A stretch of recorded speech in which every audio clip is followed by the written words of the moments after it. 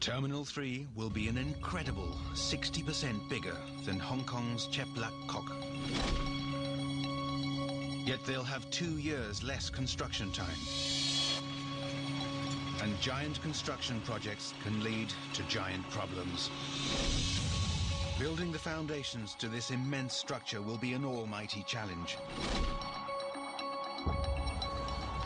Nobody knows whether it can be done, but national pride and Olympic glory is at stake.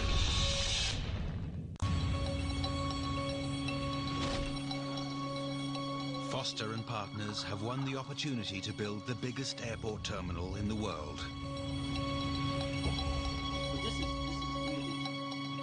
Architect Mujan Majidi knows it's an awesome undertaking. This is perhaps one of the biggest project any architect has ever taken on board. Terminal 3 must hold a staggering 150 aircraft at any one time, 120 more than Beijing's existing 2 airport terminals combined. The scale here is colossal. You know, this is the biggest building on the planet.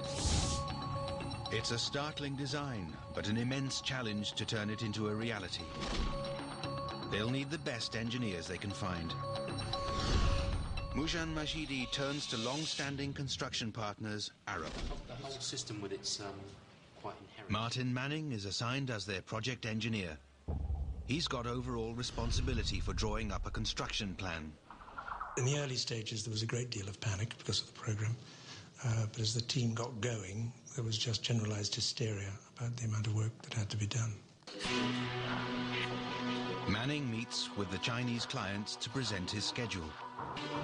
He hopes to start the build in October 2004. The Olympic Games open in only 5 years, and time will be tight. But then their Chinese bosses announce they want to start construction 6 months earlier. Manning is staggered. When it became absolutely obvious that the deadline was not going to move, your mind gets concentrated pretty clearly about the decisions that you have to take. Manning's right-hand man, Joe Sumners, has no idea how they'll get the work done on time. But then... the phone started to ring, and these renowned engineers from around the organisation were sort of picking up the phone and saying, I hear you've got a project, it's impossible delivery time, the engineering is ridiculous, you're bound sure to fail, can I join you? Construction must start in March 2004, so Sumners and Manning hope to find the site ready and prepared for construction crews to move in. They're in for a big surprise. When we first drove onto the site, there were still people living in huts. The T3 site turns out to be a bustling community of 10,000 people. This entire area must be cleared and the population rehoused. This enormous job falls on the shoulders of T3 Vice Commander Madame Xu. There were 9 villages with up to 10,000 residents sitting right in the middle of this land. And it was really a challenging task to relocate them all. But Terminal 3 will be important to Olympic success. It takes her several months, but the job is finished just ahead of the official groundbreaking ceremony.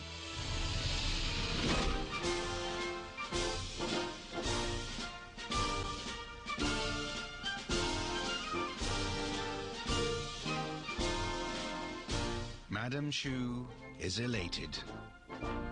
The first day of construction was on the 28th of March 2004, a really unforgettable day. They've reached the first major milestone, but a long road still lies ahead.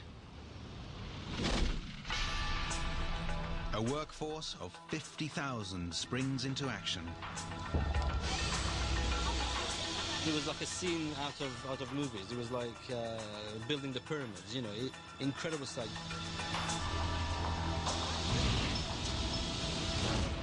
Now the construction plans are drawn up, they'll hand over to Chinese firms for the actual build. T3 is so large that it'll take two of China's largest construction firms to do the job.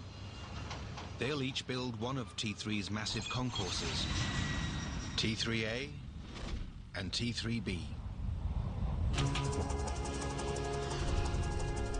Mr. Bai leads the army of workers at the north side of the site and will take on the enormous responsibility of the construction of T3B.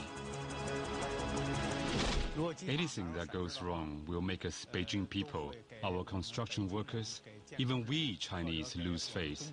So I do feel a great sense of responsibility. At the other end of Terminal 3, Mr. Zhang is in charge of T3A. It is almost unimaginable to complete a project of this scale within 4 years. However, the task is right here in front of you. There's no way through except to do it well. By April 2004, over 100 excavators arrive on site. 217 pile drivers start knocking 20,000 steel piles into the ground. But they've not drilled far before they encounter a serious problem. The water table here is close to the surface. It can rise even further with heavy rains. The teams need specialist expert advice. One man should be able to help. Professor Ke is an expert on the ground conditions in Beijing. There are two kinds of piles. One is a pressure-resistant pile, and the other is an uplift pile to prevent the structure from floating due to the high level of underground water. We cannot let the building go afloat when the waters rise. The piles also help protect the building from the risk of earthquake damage. When an earthquake wave strikes, it takes some time to travel from the south side to the north side of the building, so we adopted a different design from conventional buildings. Professor Ke's first concern is to ensure that the joints of these long buildings can stand up to one of nature's deadliest forces. The joints are seen as more important than building components. Joints must be unbreakable.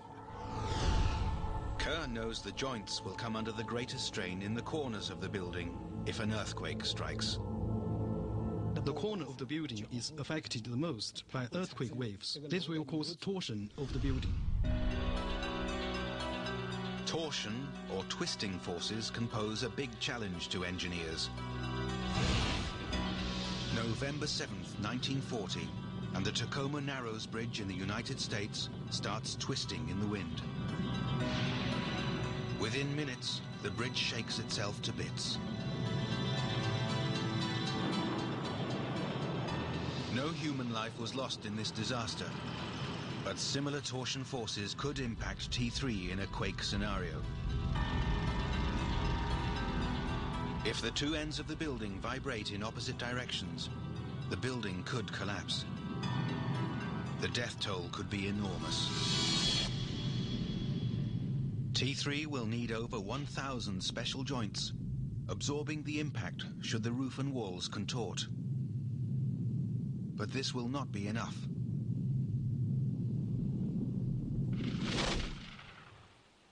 Martin Manning knows the steel beams, or members, must also be designed with safety in mind.